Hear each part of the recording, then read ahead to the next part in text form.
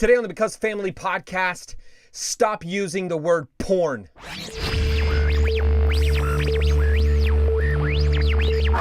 Hello, this is Michael Prince with BecauseFamily.org, FamilyTechBlog.com. You could support our podcast by visiting BecauseFamily.org/partnership. We're making some changes with how we do funding and donations and things, and so this is a great time to add yourself to one of our monthly partners. You can sign up through PayPal to give $5, $10, $15, $20, $25, $30, $35, $40, $100 a month, whatever it is you see fit to partner with our organization so that we can help parents be better at protecting their kids online. You can do all that by going to BecauseFamily.org/partnership. There's also links to our affiliates there and some things like that so that you can also just support us by signing up to use something you should be using anyway, and we get a little cut from it. So now to our topic for the day on the Because Family Podcast. I am sick and tired of seeing people use the word porn like it's no big deal. Word porn, food porn, graphic design porn, real estate porn, house porn, garden porn, flowers porn, animal porn. That might be something that still falls in line with the original meaning, but it's not something that we need to be normalizing. We live in a society that is crumbling sexually because of pornography. There are studies, countless studies that have been done over the last several years that are showing the damage pornography does to the human brain and especially to our romantic relationships. Think what you want, say what you want. It's not healthy and it's not good for your brain. It does the same thing to your brain as many drugs do. And it's harming relationships by creating patterns in the way you are aroused sexually. By the way, this isn't an episode for your kids to listen to unless I would let mine listen to it. My son's sitting right out there doing schoolwork. But anyway, but just beware. Finally, though, it goes into your brain and it literally trains your brain to prefer certain things sexually over others. Then if you have a partner who can't provide that sort of thing that you decided you liked through watching pornography, then you end up with a very unhealthy sexual relationship in your supposedly committed relationship with your significant other. This is a problem. This is damaging. This is harmful to our families and to our kids because they're being taught that it's normal. Not by somebody saying, oh, you can watch other people have sex. It's no big deal. But maybe they're being taught it's normal by hearing the word porn thrown about like it's the word candy. Seriously. So the idea behind the word porn is it's obviously short for pornography. It started in the 1960s. The first time it was ever recorded was in the 1960s. And I'll just read the definition of the word porn. Sometimes pornography, sexually explicit videos, photographs, writings, or the like, produced to elicit sexual arousal, often used attributively. Arrested for selling porn, a porn star, or porn films.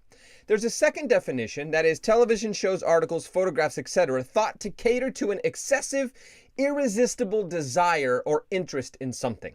So, here's what this tells me.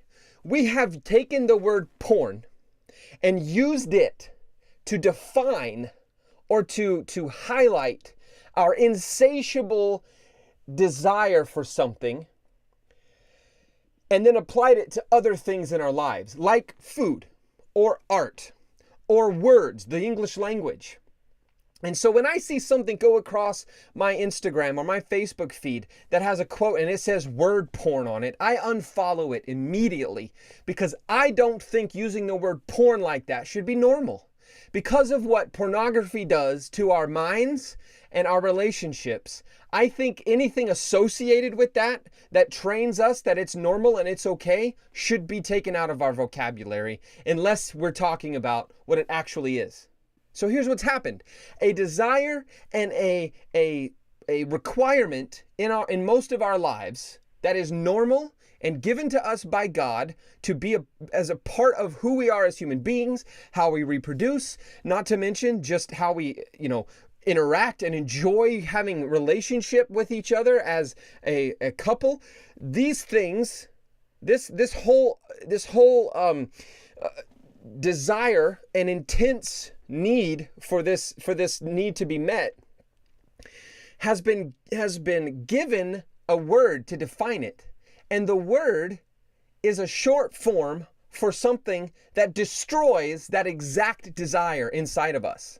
Pornography has completely rewired our brains to do that and causes us to have some serious problems in our relationships. And we're saying it's normal by attributing it to things like our love of the English language, or our love of cute puppies, or our enjoyment of well-prepared food or desserts or something like that. And I'm sorry, and no, it's a soapbox thing, but I'm sick of it. I think it's harmful, and I think it's dangerous, and I think we need to stop. I just hope that we can stop using this word in a way that normalizes it. Because pornography is abusive to our brains. It's most of the time now abusive to those that are being filmed having sex. It's abusive often to minors, people who are underage. It's normalizing things like attraction to minors by encouraging you to seek out barely legal actors and performers in these videos. It's harmful and it's dangerous. And I say, unless you're talking about pornography, we shouldn't say the word porn. I'm not going to, and I hope you will join me and you won't do it either. It's been a short rant, but it's been a rant nonetheless. Thank you for watching the Because Family Podcast. Please subscribe on YouTube to the Because Family page. On Facebook, like us. You can follow us on Twitter. You can see our blog at familytechblog.com. This episode of this podcast will be at becausefamily.org at the podcast link. And all in all, let's try as hard as we can to keep our kids safe, to do what we can to help this society get healthier and our families get healthier. Thank you very much for watching, and we'll see you next time on the Because Family Podcast.